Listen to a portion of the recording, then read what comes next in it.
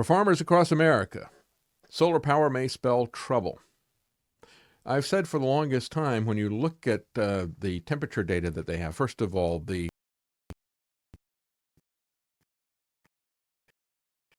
know that because the scientists at East Anglia University in the UK, as well as Michael Mann, who came up with a phony hockey stick relation showing that as CO2 would go up, temperature would go up exponentially, or as Biden says, exponentially.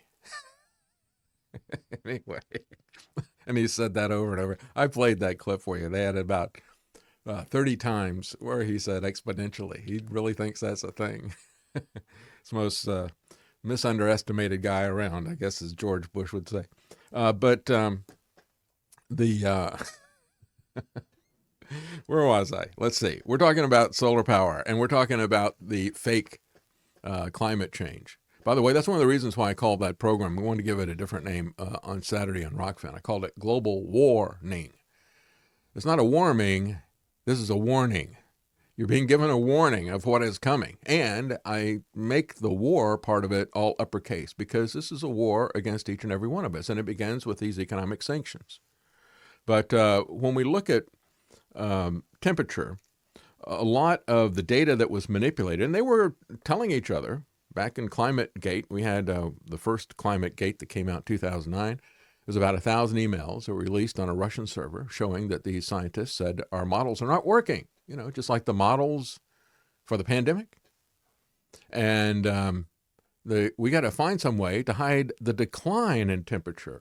Temperature's not going up, it's going down. We got to find a way to hide that. So they were conspiring on how they could do that. That's the importance of those emails. 1,000 of them released in 2009. A couple of years later, you had another 5,000 emails that were released. So some of what is happening, even though it's not enough for them to justify their models, they're reporting temperature readings. They're doing it on places like tarmacs, doing it in heat islands. And, you can have, typically you see a heat island is going to be in an urban area, in a city, because there's so much concrete there. And as I've said many times, and I watched it for years, watched the temperature reading on my car as I would go from the big city of Raleigh out to the forest where we lived, about a half an hour out. And I would consistently see it all throughout the year, regardless of season. It would always be about 4 degrees cooler out there because of the tree cover. And what they're seeing in rural areas now is they're seeing that these massive solar power farms are creating tremendous heat islands, out in rural areas. Listen to this. This is a woman who is concerned about what's happening because she said, you got all these people that are coming around. They want to buy up thousands of acres of farmland, take them out of food production. And she said, and by the way, I'm not sure that we can reclaim this land after they've had it for solar power for quite some time. But they want to take it out of food production and use it to generate solar power. She said they've gotten to be very bold. You've got these corporations that come out and they want to put their solar power installations on your property and pay you rent. But she said a lot of them are going out of business, number one. And she's in Arizona. There's a Spanish company there that built a Solana generating station near Gila Bend, Arizona. And so she said, so I'm worried if they go out of business, how we're going to reclaim this, number one. Number two, she said the land that she owns close to the new solar farm is apparently being affected by this massive installation. Her son measured ambient temperatures on the side of the family farm that is close, the east side of their land, and they found, listen to this, the temperature was 10 degrees warmer there than on the rest of their property.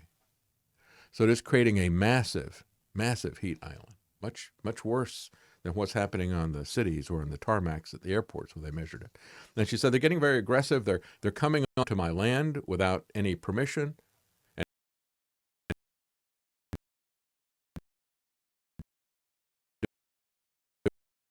And solar center that is there. So when you look at what is happening, these massive as one person put it, He said, I suspect that if you said to people in New York City that we ought to take Central Park, which is only 800 acres, and we should cover it with solar panels,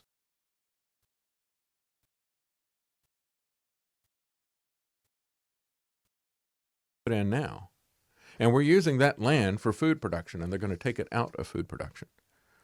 In addition to that, one of the things that I didn't talk about at electronics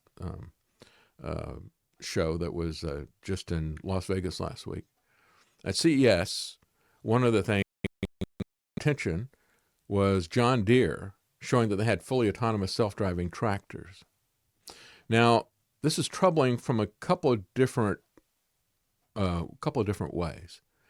Number one, because this is something that is very high-tech, and because Monsanto, I talked about this probably about 8 years ago. Monsanto was at the forefront of the Millennial Digital Copyright Act.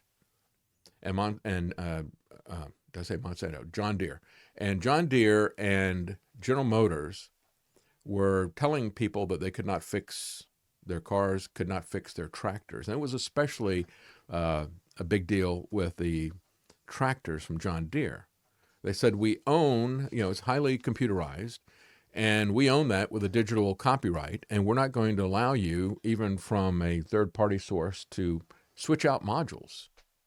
If you do any of that outside the dealership, we will brick your tractor.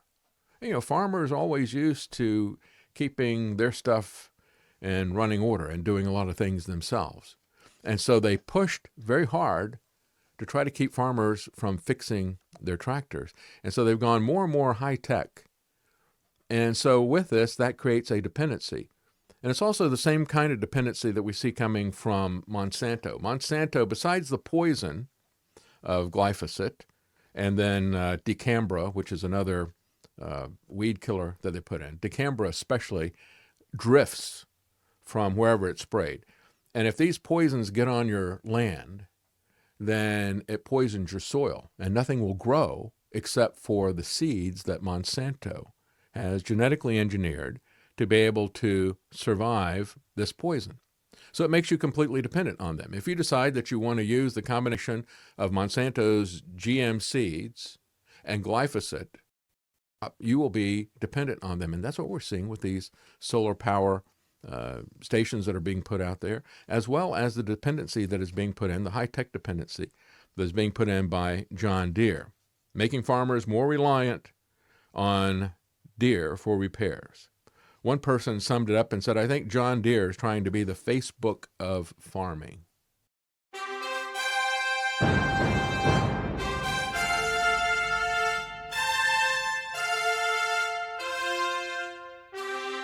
The common man. They created Common Core to dumb down our children. They created Common Pass to track and control us. Their Commons Project to make sure the commoners own nothing. And the communist future. They see the common man as simple, unsophisticated, ordinary. But each of us has worth and dignity created in the image of God. That is what we have in common. That is what they want to take away. Their most powerful weapons are isolation, deception, intimidation.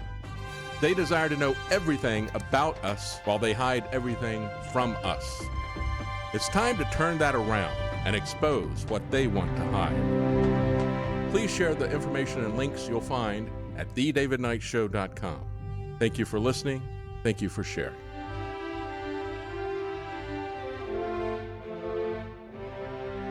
If you can't support us financially, please keep us in your prayers. thedavidknightshow.com.